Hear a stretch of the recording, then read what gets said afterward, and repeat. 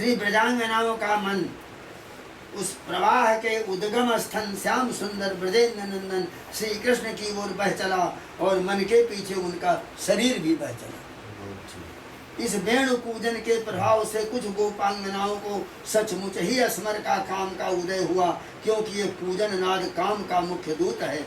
मनमथस्याग्रदूता, ये मनमथ का अग्रदूत है।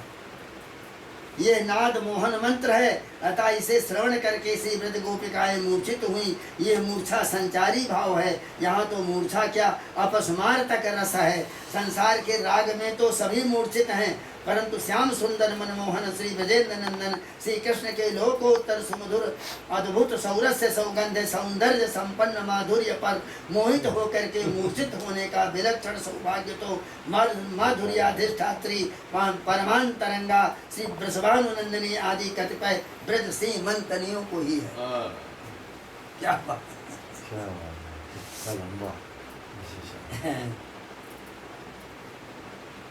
अस्तु उस परम मनोहर मोहन मंत्र वेणु पूजन के श्रवण से मूर्छित होने पर श्री कृष्ण के अनुग्रह विशेष से कुछ को सावधानता प्राप्त हुई। तब सावधान होकर उन्होंने उस पूजन की ओर अपने नेत्र और मन को लगाया।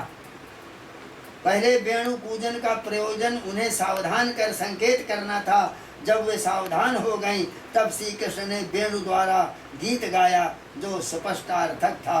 वो गीत भगवदीय रस का निरूपक है, अर्थात भगवान के लीला विशिष्ट तात्कालिक स्वरूप का स्पष्ट निर्देश इस वेणु गीत से हुआ। जिन गोपिकाओं ने उसे सुना, उनके अंतःकरण में भगवत स्वरूप व्यक्त हो गया। उनके विविध हाव भाव आदि व्यक्त हुए। इन सबसे वे फिर मूर्छित हुई, क्योंकि इस समय गीतार्थ द्वारा श्री कृष्ण के रसात्मक साक्षात स्वरूप का उन्हें स्मरण हुआ। बारंबार स्मरण के बाहुल्य से कुछ गोपांगनाओं को तो अंतःकरण में प्रियतम प्राणधन श्री कृष्ण का आलिंगन भी प्राप्त हुआ। फिर उनमें से ही किन्हों ने अपनी सखियों से उसका वर्णन भी करना आरंभ कर दिया। तद वर्णयितुमारब्धाः स्मरन्त्यः कृष्ण चेष्टितं नासकन् स्मर वेगेन विक्षिप्त मनसो नृपो। सुखदेव जी कह रहे हैं, राजन, उस वेणु गीत से श्याम सुंदर मनमोहन श्री कृष्ण का स्मरण हुआ, परंतु उसका वर्णन करने में असमर काम के वेग से वे समर्थ नहीं हो सके। मन से एक बार एक ही कार्य हो सकता है, या तो वे अनुभव करें या स्मरण करें, परंतु अनुभव या स्मरण के साथ साथ वर्णन नहीं हो सकता। शिव, काक, भुसुंडी, सनक, सुखदेव आदि सबकी यही स्थिति है। वे लोग या तो भगवान के परम मंगल में दिव्य सौंदर्य माधुर्य आदि का अनुभव स्मरण करते हैं या वर्णन करते हैं। ये वर्णन भी बुद्धिपूर्वक नहीं है, अपितु उद्गार पूर्वक है। उद्गार निकल रहा भीतर से, बुद्धि का उसमें योग नहीं है। भावना करते करते रस जब अंतःकरण प्राण इंद्रिय रोम रोम में भर जाता है, तब वो मुख में आकर के उच्छालित हो उठता है, वही उनका उद्गार है। वर्णन काल में श्री कृष्ण चेष्टित का स्मरण हो जाने से वर्णन ही नहीं हो सकता, किंतु भगवान श्री कृष्ण को तो गोपिकाओं द्वारा वर्णन कराना अभीष्ट है, क्योंकि तभी यह वो सुधा भगवत भोग्या बन सकेगी। भगवान के अधर में रहने वाली सुधा भगवत भोग्या कैसे हो?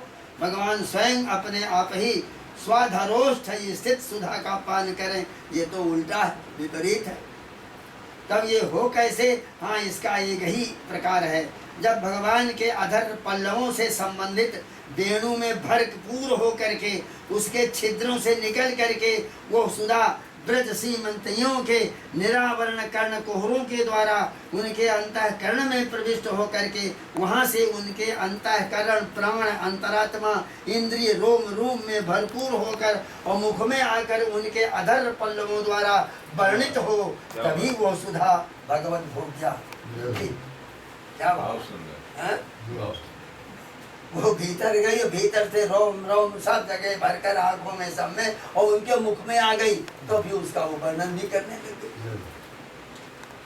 यहाँ कुछ लोग संदेह करते हैं कि ये असंगत है, क्योंकि पहले श्लोक में चुकूज वेणुम से वेणु का पूजन कहा गया, और दूसरे में आश्रित वेणु गीतम, इसमें वेणु गीत कहा गया। ये कैसे? पूजन तो अर्थ संबंध विहीन ध्वनि मात्र है, किंतु गीत का तो कुछ अर्थ होता है, गीत में कुछ अर्थ होता है, और खाली बज रहा है तो उसमें कुछ नहीं। ऐसी स्थिति में पहले श्लोक में जिसे पूजन कहा गया है और दूसरे ही श्लोक में उसकी ही गीतोक्ति असंगत है। एवं जब अस्मर वेग से विक्षिप्त मनस्क होने के कारण वर्णन न कर सकी, तद वर्णय तुम्हार बधाह ना सकन स्मर वेगेन। स्मर के काम के वेग से जब सब सामर्थ्य नहीं हुआ तो बीच में बरहापीडम नटवर बपु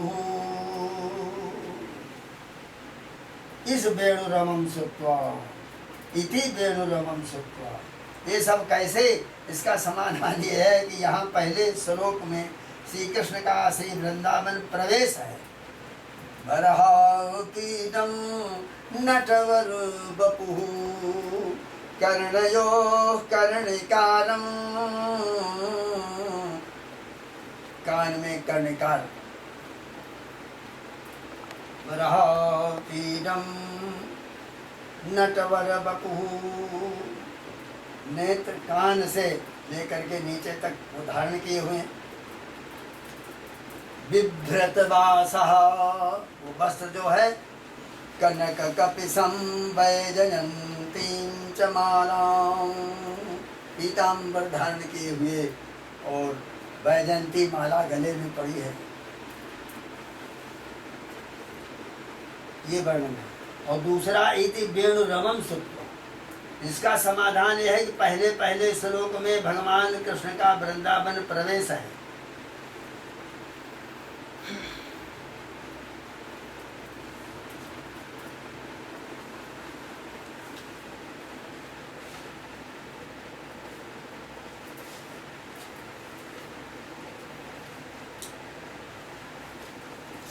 दूसरे में उनके द्वारा वेणु का पूजन, इस पूजन द्वारा अंतःकरण में श्री कृष्ण स्वरूप का अनुभव करके जो ही कोई ब्रजांगना अपनी सखियों से अपने अनुभव का वर्णन करने लगी, त्यों ही भावना जन्य अस्मर वेग से मूर्छित हो।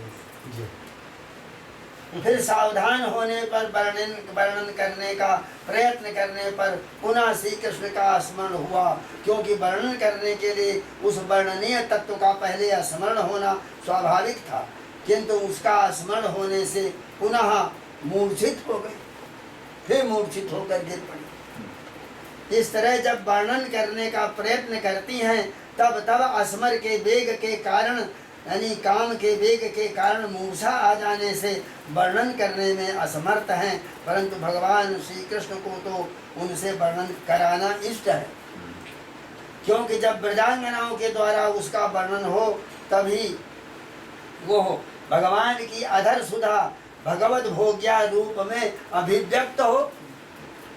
भगवान उसका उपभोग करते हैं तो उनके वो मुख से निकल करके उनके भीतर में आई, रोम रोम में आ गई, अब उनके अधरों में आ गई, अब वो वर्णन कर रही तो वो वर्णन उनके कानों में जाएगा, तब वो भगवत भोग्या हो जाएगी।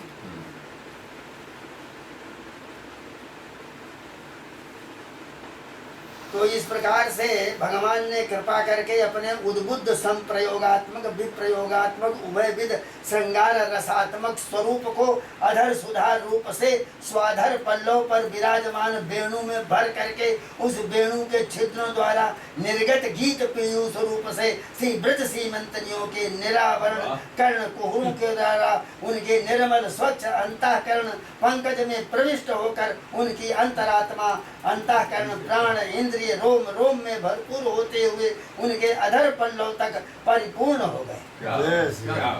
क्या बात है। कौन कल्पना करेगा इस प्रकार। पूर्ण ग्राम ये तो राजधानी एक्सप्रेस की तरह है। अद्भुत है राजधानी एक्सप्रेस, सीधा चली तो गुवाहाटी से दिल्ली। अब वो अधर सुधा उन श्री ब्रजांगनाओं के प्रयत्न निरपेक्ष ही अपने बिना प्रयत्न के अपने आप ही उनके अधर पल्लवों से वरापीडम नटवर बपू, ये वो गाने लग गए। ये 18,000 श्लोक में ये श्लोक जो है प्राण है भागवत का, और 5 पंचाध्यायी जो है ये उनका हृदय है, भगवान का हृदय रास पंचाध्यायी, और भगवान का प्राण यही श्लोक। वरापीडम नटवर बपू कर्णयो कर्णिकारम बिभ्रतवासः कनक कपिशं वैजयन्तीं च मालां रन्ध्रान् वेणो अधर सुधया पूरयन् गोपवृन्दैः। अधर सुधा से अपने स्वरूप को सबके अंदर में प्रविष्ट करा रहे हैं। भगवान ने अपने स्वरूप को जो उनका स्वरूप है संप्रयोगात्मक संयोग रूपी, वो अधर सुधा के द्वारा उसी छिद्रों में भर करके और प्रवाहित कर दिया, और वो उनके कानों में घुस करके हृदय में पहुंची, वहां से उद्वेलित रोम रोम नख नख आंख मुख सब में प्रविष्ट हो। अब वो मुख में आ गई तो तद वर्णयितुमारब्धा था, तो अब वो सब वर्णन करने लगे। रंध्रान वेणो अधर सुधया पूरयन् गोपवृन्दैः वृन्दारण्यं परमरमणं स्वाभिशत गीत कीर्ति। इस तरह से वृंदावन में प्रवेश किया। तो बराह पीडम इस गीत रूप में उच्छलित होकर के अभिव्यक्त हो गई। इसीलिए यह उस अनुभूत तत्व का उद्गार वर्णन नहीं है, उद्गार है वर्णन नहीं है। जो भीतर से उबल करके बाहर आ रहा है वो उद्गार है। किसी अति दिव्य पात्र में कोई सुमधुर रस भरा हुआ हो और भरपूर होने से वायु के आघात से वो रस उच्छ्वलित होकर पात्र में से निकल पड़ता है। ये स्वयं ही उस रस में कोई अलौकिक उफान आने से वो रस स्वयं उद्वेलित होकर छलक पड़ता है। ऐसी अवस्था भावुकों की होती। वे लोग किसी उद्दीपनादि सामग्री को देखते ही अपने प्रियतम के स्मरण से विह्वल होकर पुलकित हो उठते हैं, देह भान भूल जाते हैं। पुनः पुनः स्मरण जन्य भावना विशेष से उनके मानस पंकज में विराजमान मूर्तिमान वो दिव्य रस उनके रोम रोम में भरपूर होकर स्वयं उनके मुख से शब्द ब्रह्म रूपी कथा सुधा द्वारा बरबस अभिव्यक्त हो उठता है। कथा की अमृत कथामृत। हनुमान जी को भी भीम के दर्शन द्वारा जैसे अपने ध्येय और गेय परमाराध्य श्रीमद् राघवेंद्र रामचंद्र की स्मृति हुई, वैसे ही भावुकों को किसी उद्दीपन सामग्री के दर्शन से अपने प्रियतम प्राणधन का स्मरण होता है। जैसे चंद्र दर्शन से समुद्र उद्वेलित हो उठता है, वैसे ही उत्ताल तरंगों से परम सुंदर श्री मुख चंद्र को देख करके वृषभानुनंदिनी श्री राधा जी के अंतःकरण में विराजमान अनुराग रस सार सागर अनुराग रस सार सागर उद्वेलित होकर कथा रूप में व्यक्त हो उठता है। यही अवस्था श्री कृष्ण की। वृषभानुनंदिनी के दिव्य सौंदर्य में श्री मुख की मनोहर शोभा का अवलोकन करके उनके मानस पंकज में विराजमान अनुराग रसामृत सिंधु अनुराग रस अमृत सिंधु उद्वेलित विक्षुब्ध हो उठता है। जैसे पूर्णिमा आदि अवसरों पर भी सागर की वैसी स्थिति होती है, वैसे ही प्रसंग विषयों पर भी यह बात होती है। भगवान का सगुण निर्गुण दोनों रूपों का कर्ण रंध्र से ही हृदय में प्रवेश होता है। सगुण भी कान से हृदय में जाता है और निर्गुण भी कान से ही हृदय में जाता है। भगवान के मधुर मनोहर सौंदर्य आदि गुण गणों के श्रवण से निर्मल विशुद्ध गंगा जल के अखंड प्रवाह की तरह द्रुत मानस वृत्ति प्रवाह का श्री भगवान की ओर चल पड़ना ही भक्ति है। भगवान के मधुर मनोहर सौंदर्यादि गुण गणों के श्रवण से निर्मल विशुद्ध गंगा जल के अखंड प्रवाह की तरह द्रुत मानस वृत्ति प्रवाह का भगवान की ओर चल पड़ना ही भक्ति है। अथवा भगवान के दिव्य गुण गणों के श्रवण मात्र से लाक्षा की तरह अत्यंत द्रुत स्वच्छ अंतःकरण में भगवान की परम मनोहर मंगलमयी मूर्ति का दृढ़ अंकित होना ही भक्ति है। मद गुण स्तुति मात्रेण मजी सर्वो गुहा सजे भगो मनो गतिरविच्छिन्ना यथा गंगाम भसोम्बुधौ। वो कोई मानसिक कल्पना से नहीं बोलते, शास्त्र के अनुसार बराबर बोलते हैं। ऋतस्य भगवद्धर्मा धारावाहिगतां गता सर्वे से मनसो वृत्तिर् भक्ति इत्यभिधीयते। इस तरह से वो भक्ति, इसका मूल है कथा का सुनना, कथा श्रवण। उधर निर्गुणोपासना में, निर्गुण की उपासना में क्या होगा कि शब्द ब्रह्म महावाक्य रूपी है। परमानंद रसामृत मूर्ति भगवान ही कथा सुधा रूप में भावुकों के निरावरण कर्ण कुहर द्वारा निर्मल हृदय पंकज में प्रविष्ट होते हैं और भावना से वृद्धिंगत होकर के भक्त के मन इंद्रिय प्राण रोम रोम में भरपूर होकर कथा सुधा रूप में परिणत होते हैं। इस पर यदि कोई तर्क करे कि भावुक के हृदय में व्यक्त भगवान की मूर्ति भावनामयी कही जा सकती है, ये कैसे कहा जा सकता है कि भगवान ही स्वयं भक्त हृदय में व्यक्त होते हैं? तो कहते हैं व्यापक ब्रह्म निरंजनो निर्गुण विगत विनोद अस्वयज भक्त प्रेम बसो कौशल्या की गोद। भगवान को आना जाना कहाँ है? ये तो सर्वव्यापक है, सर्वत्र है, केवल माया यवनिका से आवृत हैं। बस उस माया यवनिका के यानी पर्दे को अपसारण का, हटाने का ही विलंब है। वो अपनी दिव्य महिमा से जहाँ उसका अपसारण करते हैं वही उनका प्राकट्य हो जाता है। उत्तरा के गर्भ में परीक्षित को जो भगवत दर्शन हुआ, वहाँ भगवान ने उत्तरा के गर्भ में क्या कहीं बाहर से प्रवेश किया था? वे तो सर्व प्रकाशक सर्वव्यापक होने से वहाँ थे ही। केवल अपने परम मंगल में दिव्य अनुग्रह से माया यवनिका का अपसारण करके प्रकट हो गए। इन सब विवेचनों से स्पष्ट हो गया कि निसंदेह रूप से परमार्थ तत्व ही शब्द ब्रह्म के रूप में भावुकों के मुख के द्वारा निकलता है और वही भावुकों के कर्ण रंध्र द्वारा हृदय में आविर्भूत होता है। ये असाधारण कथा सुधा की ही चर्चा है।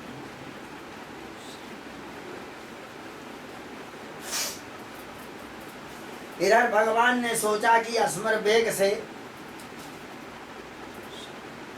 विक्षिप्त मनस्क इन ब्रजांगनाओं से गीतार्थ का वर्णन न बन सकेगा। अब गीता यदि इनको इस समय हम पूरी सुनावें तो वो बन नहीं पाएगा, ये समय बिल्कुल विक्षिप्त है। अतः निखिल रसात्मक निज मूर्ति को निरावरण बना करके वेणुगीत पीयूष रूप में, वेणुगीत पीयूष रूप में कर्ण कोहरों द्वारा गोपिकाओं के हृदय पंकज में पहुंचा दिया। ये गीत पूर्व कूजनाद की अपेक्षा से अद्भुत है। भावुकों ने श्री कृष्ण को फलात्मक माना है, फलात्मक माना है, साधन नहीं माना, फल है।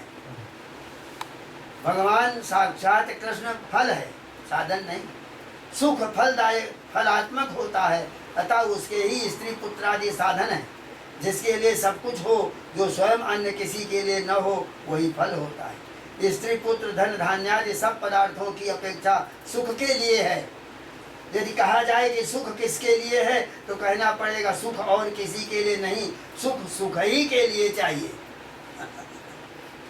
अतः ये स्त्री पुत्र आदि सब सुख के साधन है और सुख फलात्मक है, उन सबों का फल है सुख। ऐसे ही भगवान तो सुख के भी सुख होने से परम फल स्वरूप हैं, क्योंकि परम आनंद रस मूर्ति है। जैसे खाण के खिलौने के समस्त अवयव खाण के ही होते हैं, वैसे ही निखिल रसामृत मूर्ति भगवान श्री कृष्ण के हस्तार बिंद, पादार बिंद, मुखार बिंद सभी श्री अंग परमानंदमय ही है। आनंद मात्रम कर पाद मुखोदर आदि। भगवान का श्रीमुख चंद्र पूर्णानुराग रससार सागर समुद्भूत है। चलो यहाँ सुनो, समझो। आनंद भगवान का जो श्रीमुख है, पूर्ण अनुराग रस का जो सार है वही समुद्र है, उस समुद्र से उत्पन्न है। पूर्णानुराग रससार सागर समुद्भूत है। कमल जैसे प्राकृत सरोवर से उत्पन्न होता है, वैसे भगवान का मंगलमय मनोहर श्री बदनार बिंद पूर्णानुराग रससार समुद्भूत है। प्राकृत जल के सरोवर में पंख गुणमय होता है, उस पंख से उत्पन्न होने वाला पंकज कितना सौरस्य सौगंध सौंदर्य सुस्पर्श संपन्न होता है। अब यदि क्षीरमय सरोवर हो तो उसमें पंख भी क्षीर सागर नवनीतमय होगा, और उससे भी समुत्पन्न पंकज का सौंदर्य सौगंध सौरस्य आदि भी अलौकिक होगा। यहाँ तो श्री कृष्ण मुख पंकज पूर्णानुराग रससार सरोवर समुद्भूत है, अतः उस सरोवर का पंख भी पूर्णानुराग रससार सर्वस्व है। कीचड़ उससे प्रादुर्भूत श्री कृष्ण मुखेंदी बर की शोभा सौंदर्य माधुर्य सौगंध सौरस्य आदि का तो कहना ही क्या है। अतः श्री कृष्ण का समस्त विग्रह फलात्मक है, साधन नहीं है। विधि निषेध साधन में ही हुआ करते हैं, फल में नहीं। अघासुर हनन आदि कहीं कहीं श्री कृष्ण में सावधानता भी थी, परंतु ध्यान काल में तो वे सुख मात्र स्वरूप होने से शुद्ध फलात्मा ही है। जदात्मक श्री कृष्ण होंगे, तदात्मक ही उद्बुद्ध संप्रयोगात्मक विप्रयोगात्मक उभयविद श्रृंगार रस स्वरूप भगवत भोग्या अधर सुधा भी होनी चाहिए। अन्यान्य अंगों में साधनत्व का निवेश होने पर भी अधर सुधा में तो केवल फलात्मकता ही है। लौकिक रस तो अनुभव करते करते कुछ काल में विरस हो जाते हैं, परंतु इस रस की यह विशेषता है, ये कभी विरस नहीं होता, अपितु जैसे जैसे अधिकाधिक अनुभूत होता है वैसे वैसे वृद्धिगत होता रहता है। कामिनी संप्रयोग आदि में यह बात नहीं है, वहाँ तो कामिनी आदि में विरसता आ जाती है, पर यहाँ का रस तो कभी विरस होता ही नहीं है। यह रस विरस होता नहीं कबहू। तो ये रस गोपिकाओं की अंतरात्मा अंतःकरण प्राण इंद्रिय रोम रोम में भरपूर होकर श्री ब्रजांगनाओं के अधर पल्लों के द्वारा निकल पड़ा। हे राम जय राम जय जय राम राम जय राम। अब वो यही श्लोक आ गया और कल यही रस आपको बहेगा। वराहा पीडम। अब इसका अर्थ क्या होता है कल सुनाएंगे। ये कथा है। दिव्य बेड़ा बजिया बीच में सेंटेंस आया था ना एकदम बम टाइप का। चला एक ही सेंटेंस में गाना बजाना की बात छोड़ो, इसमें तो सब लोग पोट हो जाते हैं। वाह वाह क्या बात है। बड़े बड़े विद्वान आचार्य महोपाध्याय सब बैठे हुए सुनकर वाणी को लोग पोट हो जाते हैं। हाँ क्या उसी समाज की बात भी है। अब आज की समाज की ना है ना, उसी जमाने की है भी चीज है।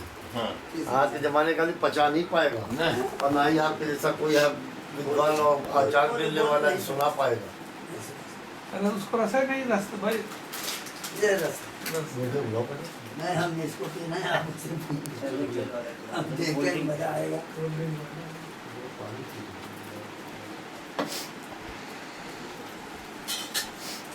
ये मजा लगा डेढ़ रोवे जब से प्रवेश किया है कल से, ऐसा आनंद इसमें आनंद आ रहा है, बहुत जबरदस्त आनंद है। पूरे नहीं आनंद का समुद्र जैसे मिल गया। जिसकी खोज उसको बोलते रहते थे वो आनंद समुद्र उद्वेलित हो गया। ऐसा भाषा बड़ी सुंदर, बड़ी प्रगल्भ भाषा बहुत और भाव अधर सुधा ऐसी भाषा बोलते थे। यही उन्हीं का बोलने जो है टेप हो गया, उसी टेप से वो लिखा है।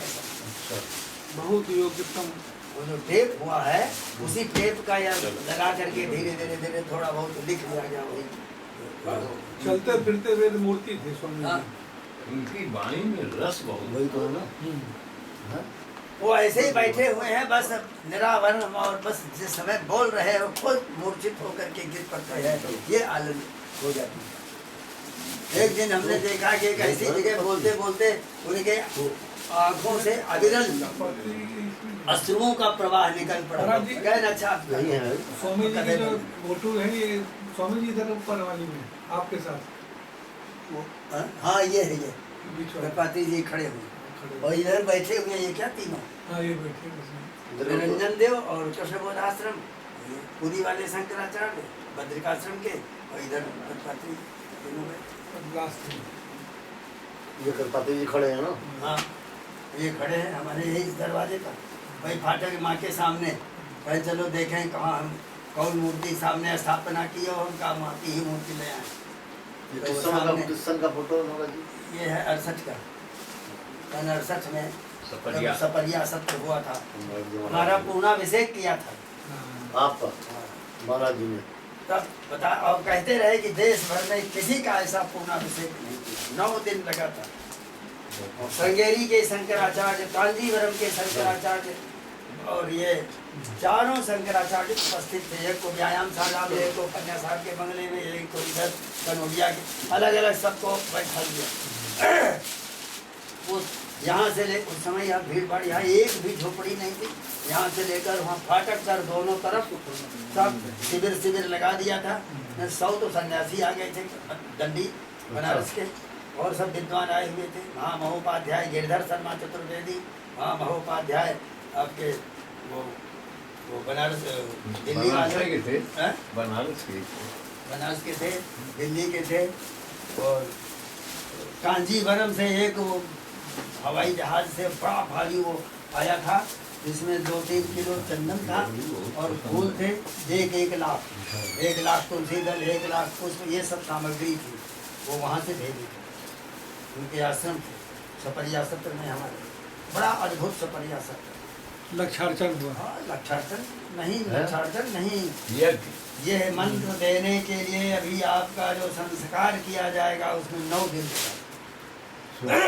तब यह एक बीज मंत्र दिया जाएगा, फिर 2 पूर्णाभिषेक में पूर्णाभिषेक। 9 दिन लगे। अभी तो यह है, अभी पूर्णाभिषेक करना पड़ेगा ना। यहाँ पे पूर्णाभिषेक जो आपको 9 दिन लगे। पूर्णाभिषेक, पूर्णाभिषेक में आप पूर्ण हो, उसके पहले राज्याभिषेक भी हुआ होगा।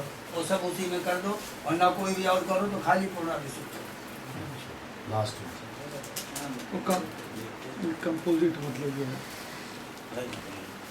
हम क्या लिया है? पिला दिया, 2 गिलास में पिला दिया पहले, 2 पहले पैक पिला दिया। पूर्णाभिषेक होने पर ही वो दूसरों को मंत्र दे सकता है, ठंडा है इससे थोड़ा पहले दे नहीं सकता, बता नहीं सकता। और गहरा बना दिया क्या? ये ठीक है। ठीक है। हाँ पहले ज़्यादा मीठा वाला हो गया। थोड़ा मीठा हो गया, और पहले पिला दिया ना माजा। 2 गिलास हो गया, आम को भी थोड़ा गहरा हो गया। 12 तो वैदिक आए थे, जी। इसमें 6 तो थे मद्रास के। अनंत कृष्ण वो ठंडा शास्त्री, जाता है, पट्टाभिराम शास्त्री, ठंडा जाता है, पीने में लगा जाता है। हाँ वो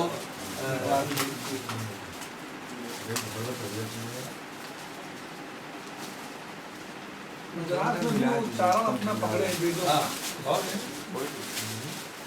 थोड़ा लगा दीजिए, ठीक है ना, वो तो हो जाएगा। ये दो यहाँ पर कुटिया बनाई गई थी, वो एक यज्ञशाला, एक और किनारे थी। ये बना हुआ नहीं था, खाली वही कमरा था। वैदिक लोग इसी में सब बिछा करके लेटते थे, और यहीं पर चंद्रशेखर शास्त्री इधर इस किनारे पड़े रहते थे, स्वरूपानंद जी और दूसरी तरफ रहते थे, सब थे सब ये लोग। ये दिव्य पर था वो पूर्णाभिषेक। करपाती जी कर रहे थे।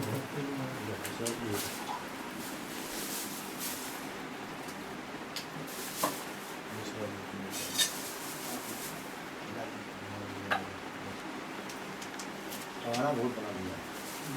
गाढ़ा हो गया, पतला थोड़ा। इसमें बर्फ पड़ जाती है। पानी और डाल देते और शक्कर थोड़ी डाल देते। उसमें बर्फ डाल देते हैं कूट के। वो बर्फ नहीं थी ना, बर्फ जम नहीं बर्फ होती तो और मजा आ जाता। तो जम नहीं पाती क्या? और लिया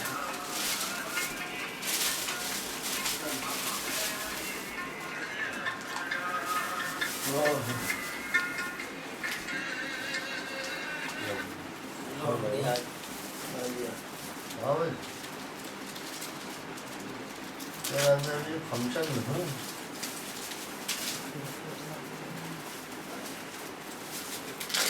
कान तो पास में ये लिखा हुआ पड़ा है नीचे। तो मैं टाइम में छूट वहाँ पर ये कि थोड़ा आगे खाओ। और दूसरे को पता नहीं, हम नहीं जानते, मैं ऑफिस घरे रहते, कोई आया तो खिला दे, चलो मैं देखता हूँ बोल के हमको दे दे तो हम खा लेते। और दीजिए उनका नहीं, मुझे रजनीगंधा दे रजनीगंधा ये ब्रांड चल रहा है रजनीगंधा। रजनीगंधा है मेरे पास रजनीगंधा वहाँ की है। इसमें सूखी बहुत अच्छा होता है। हाँ एक पत्रकार महोदय आए थे यहाँ, ये रहा थोड़ा कर कम रहे मीठा है। 2-3 महीने, ये ठंडा पानी डालना तो वो इसको खाते थे, कहीं प्राण प्यारी क्या कहते थे, प्राण प्यारी। प्राण प्यारी, बहुत ज़्यादा दीजिए प्राण ये प्यारी ध्यान नहीं करेगा। को भी खिला दिया। से आ गया नहीं, इससे पहले हमारे पास तो था ही नहीं। ठीक है नहीं ये सही है। और क्या है अगर तुम वेज की भी जानना होते तो क्या पूछते हैं एक जानना बताओ सुनते समय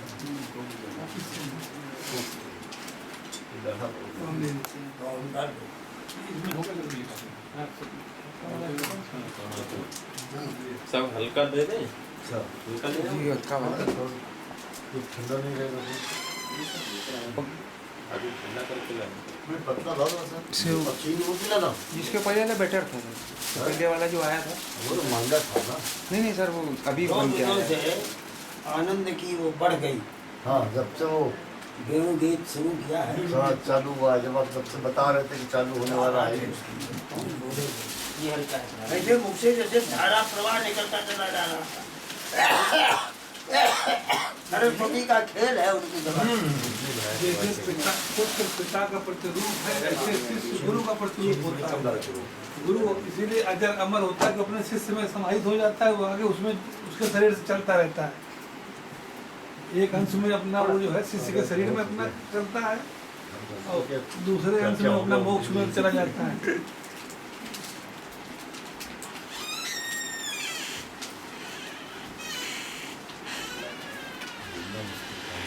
ज़्यादा हो गया एक दो गिलास पी लिया माजा में 3 गिलास पी लिया बेल का शरबत कोई विदेशी डाइट हो गई। ये पूरी डाइट हो गई अब क्या रहा भाई 3 गिलास बेल का शरबत और 2 गिलास माजा पी लेना क्या बचा भाई खाने को कैलोरी पूरी हो गई, कैलोरीज के अलावा वैसे पेट फूल गया। एक्स्ट्रा हो गए, ओवर कैलोरी आ गई। हाँ ज़्यादा हो गया ना अभी थोड़ा टहलना पड़ेगा। जा रहे हैं सही से। बढ़ गया। 2 गोली दूध की शिकायत बटी दे दीजिए तो अभी आधी रह जाएगी। रुक जाओ, दूध का मसाला ना खाओ। खा लिया बाद में बात पहले बाद में फूंक करके थोड़ी गोली खा ली। बाद में खा लेंगे कागज पर लिया अपना।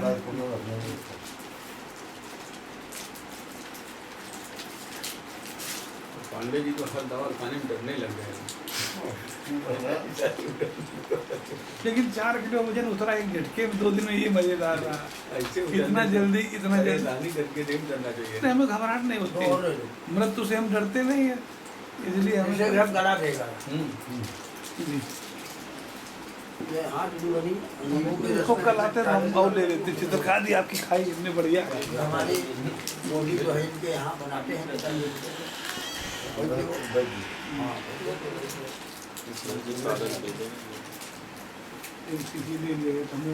अब ये आपने जो लाए हैं द्वार पासा वो बनवाने हैं, 5 किलो बनवा ले। और हम जिस दिन अब बाट सब हो जाएगा और पट्टे जिस निकल दिन जाएंगे। इसकी जरूरत पड़ेगी हाँ बताएंगे। ठीक क्या है। चीज़ ग्वार पाठे के पत्ते जो है, घर पर घी ग्वार एलोवेरा, हाँ उसके जो है वो लड्डू जो है बनते हैं विशेष दवा। लीवर के लिए बहुत महत्वपूर्ण आप एक लड्डू खा लिया करेंगे बिल्कुल बॉडी की फिट। बच्चे तो बोलते उसको मिलेगा गूदे को देसी घी में भूना जाएगा, फिर आटा घी में भूना जाएगा, फिर उसमें जड़ी अरे ऐसे बूटियाँ। ही हमारा वो बना है च्यवनप्राश, अपना अपने आपने खा लिया, अब कल खिलाएंगे आप च्यवनप्राश। तो नहीं वो एलोवेरा वाला बनवाओ अभी एलोवेरा लाए थे हम कल पट्टे लाए थे। एलोवेरा का एलोवेरा हाँ एलोवेरा का लड्डू हो वही बनवाएंगे, वही उसी को पाक बता रहा हूँ। अब चेहरे में जो है लड्डू खा लिया बात 40 दिन खत्म। आपने अगर दे लिया तो आप चेहरे में कांति आ जाएगी। जल्दी करो इस काम को। जल्दी क्यों कर रहे हो इसकी? भेड़ू सुनाई पड़ने लगेगी, हैं? भेड़ू सुनाई पड़ने फिर लगेगी। मतलब जो है आपके रूप से भेड़ों बजने लगेगी, कूदने लगेगी। गुडन को ऊपर चल रहा है, पसंद क्या आनंद का विषय इसको सुनावे मतलब ये कथा। साहब जिसमें हमने इंटरनेट में पढ़ा था एलोवेरा का कि 60 दिन में तो जितनी बॉडी की डिफिशियंसी वो ठीक कर देगी, अगले 60 दिन में जो भी रिजनरेट करना है वो रिजनरेट कर देगी। विदेशों में रिसर्च किया, अपने इंडिया वाले उसको छुपाए बैठे हैं। अगर एक ही चीज़ से आदमी सब जने गमले में लगा लेगा, ना पानी डालना है इसमें, और इसको खा के स्वस्थ रहेगा, तो डॉक्टर कौन पूछेगा? नहीं ऐसी बात नहीं है। विदेशों में भी डॉक्टर हैं, सब चीज़ है, लेकिन हर चीज़ के फायदे हैं और समय के हिसाब से फायदे करते हैं बॉडी में। एक समय आ जाता है कि जब वही चीज़ जो है बॉडी में फायदा करती थी अब जो है बॉडी में नुकसान करती आज है। अखबार पढ़ रहे थे कि एक समय मानसिक बॉडी तनाव को जो है ये जो वो प्रकृति के विपरीत कर्म करने से होता है, तो ये सांस की गति धीमी कर देता है। जैसे हम तनाव क्या से चीज़? हम चिंतित हैं तो हमारी श्वास की गति जो है बिल्कुल मिनिमम हो जाती है। लेंथ ऑफ द ब्रीथ जो है, जब चिंता करना सोचने कुछ जो है तो इतनी सांस लेंगे, डीप ब्रीथ नहीं रह जाती है। डीप ब्रीथ रह जाने से फिर तमाम ब्लड प्रेशर बीमारी, एंजाइना, कॉन्स्टिपेशन सारा कुछ वहीं से, और केवल ब्रीदिंग प्रॉपर होती रहे तो रोग नहीं पकड़ेगा। लेकिन हम लोग चिंता तो महाराज जी भी कह रहे थे कि श्वास के ऊपर सब कुछ निर्भर है। श्वास ऊपर जब नहीं बता रहे तो श्वास से लेकिन वो जब अपान सही होगा तब प्राण सही होगा। प्राण जो है तभी चलेगा जब तो युक्ताहार विहार से पहले बता दिया। मैंने बता दिया था। बड़ी बड़ी गीता उनको कैसे सुनावे, इसलिए वो अठारह सौ वही ले लिया। वही ब्रह्मा भी मोहित वही हम लोग पी रहे हैं मेडिकल के सब लोग पान कर रहे हैं, सब रोम रोम एकदम अधर से निकल आता है तो हम लोग बिजली में अधर की सुधा जो है बह चली और बंसी के छिद्रों से निरावरण कर्ण कोहरों में घुस करके भीतर पहुंच गए। और स्वयं जो है प्रभु अनावरण होकर के आ गए। प्रभु भी अनावरण थे। रस स्वरूप उस समागम में उसे जो आनंद की अनुभूति होती है वो किसको होती है? इसी के ऊपर उसने 400 पन्ने लिख डाले। मतलब किसको होती है, दो में से किसको होती है? किसको होती है? अब किसको होती है तो पहले किसको होती है? शरीर जड़ है, मन को कह दें तो वो संकल्प विकल्प करता है, वो ये अनुभव करेगा क्या? चित्त को कह दें तो वो चिंतनशील है, वो तो एक दिन देख लिया तो बस उसी का चिंतन ही करता रहेगा। तो वास्तव में ये किसको होता है? वो एंजॉय, कौन इसका आनंद लेता है? कौन इन दो में इसका से आनंद, इसका भोक्ता कौन? भोक्ता कौन? इसके ऊपर वो लिखते हुए और अंत में बहुत असंभव हो गई। और ये हुआ कि हमने ये सब साल भर का मेहनत सब व्यर्थ कर दिया। तो एक डॉक्टर साहब उसको मिल गए और वो डॉक्टर साहब गंगा के थे और वो भी महाराष्ट्र ही थी, कलकत्ता आया करते थे। और वहाँ पर एक प्राकृतिक चिकित्सालय योग का अलग बना हुआ है, कलकत्ता से करीब 25 किलोमीटर गंगा सागर साथ जाते समय दामन हावड़ा की तरफ। उसका उद्घाटन राधा कृष्णन राष्ट्रपति थे, ये गए थे, उस समय हम थे और उसमें हम योग सिखाते थे। तो धीरेन्द्र ये सिखा रहा था, धीरेन्द्र बेचारे तो इसने भी इसी तरह की कोई बदमाशी किया तो वो मारवाड़ी बिल्कुल टेकर नहीं मारा भाई इसको तो भगा। तब से ये विश्वायतन यौगिक संस्थान खोला था। हाँ, हाँ को अब उसमें एक आ गए मद्रासी सुपायनाचार्य। सुपायनाचार्य के समय पर हम एक पत्रिका हमारी निकलती थी वहाँ से, योग शक्ति, 5 वर्ष चलाया, अभी बंद हो गया। और जो पैसा उसका रहा बाजार में पड़ा ही रह गया, 2-3 लाख रुपया, उनका एक पैसा भी नहीं लेंगे। अब एक पैसा जिसको पैसा वापस ले तो वो कहता है कापी दो, कापी एक छो कहाँ से देने, हमने तो बंद कर दिया। तो इसलिए फिर सब बंद। तो उस योग शक्ति के माध्यम से कुछ मारवाड़ी लोग हमसे बोले कि भाई बिहार शुगर वाले थे कलुदिया जी तुलसीदास, इन्होंने कहा कि आपको तो ये सब है तो हमारे उसमें संस्थान में चलिए, रविवार एक दिन का समय दीजिए। एक दिन गए वहाँ, देखा तो 1500 आदमी वहाँ पर कम्बल बिछाए और सब कर रहे हैं आसन, बड़ा अच्छा लगा हमको। उसी ने वो हमको डॉक्टर जो था वो उसी में मिल गया,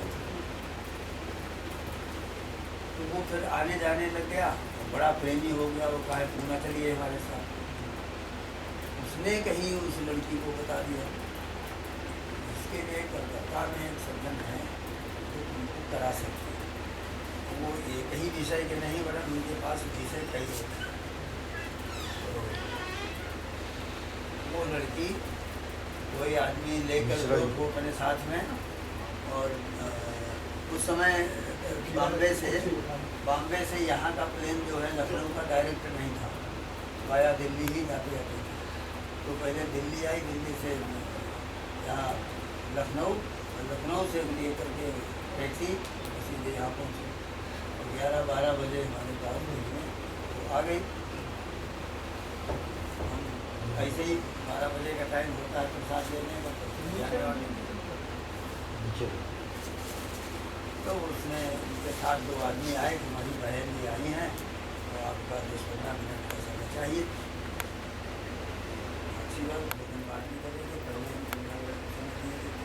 बड़ा जब वो आगे के बैठ गई, बड़ी ही अद्भुत उनकी अच्छी संगति देख कर, अब वो दोनों आदमी नीचे को चले गए, तो वहाँ जाकर वो जंगला लगा के बैठ गए। आधा घंटा कोई ऊपर नहीं जाने पाए, यहाँ और कोई था ही नहीं। तो उसने कहा कि जी हमारा सब्जेक्ट है, हम कोशिश कर रहे हैं, ऐसा सब्जेक्ट किसी ने दिला दिया है हमको, हमने अपनी तरफ से तो लिया नहीं, लेकिन नहीं दिला दिया। उसका विषय ये है, ये अनुभूति किसको होती है। वेद वेदांत तो सब हम देख करके योग दर्शन भी देख डाला और सब कुछ कर दिया, लेकिन कहीं पर भी कभी इसका सही पता नहीं लगा।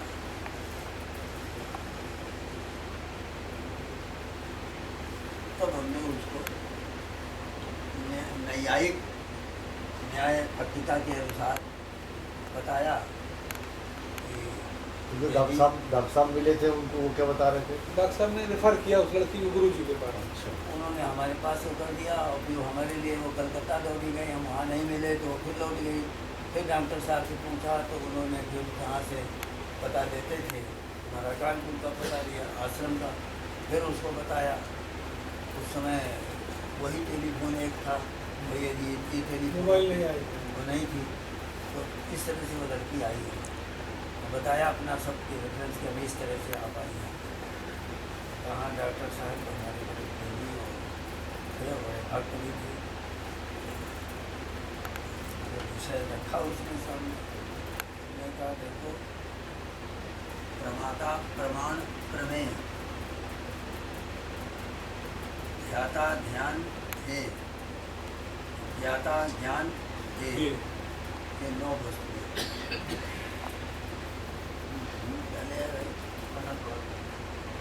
आगे बना क्या? हाँ ना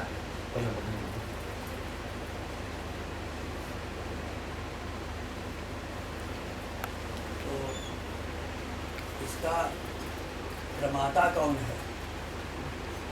इस वृत्ति के संवर्धन का प्रमाता, इस वृत्ति का ज्ञाता, इस वृत्ति को मुख्य रूप से मानने वाला माता, माता मान में, प्रमाता प्रमाण प्रमेय, ज्ञाता ज्ञान ज्ञेय का इतने जब 9 तुमको मालूम हो जाए तब तुम्हारा स्थान होगा ध्याता ध्यान ध्येय।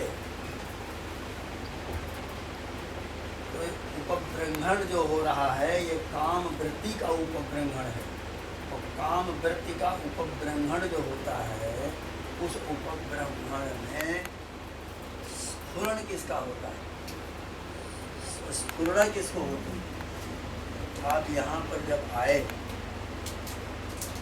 तो कौन सी वृत्ति थी जो यहाँ लेकर आई? तो बाह्य वृत्ति से आप यहाँ पर आए, लेकिन अंतरंग कोई वृत्ति थी।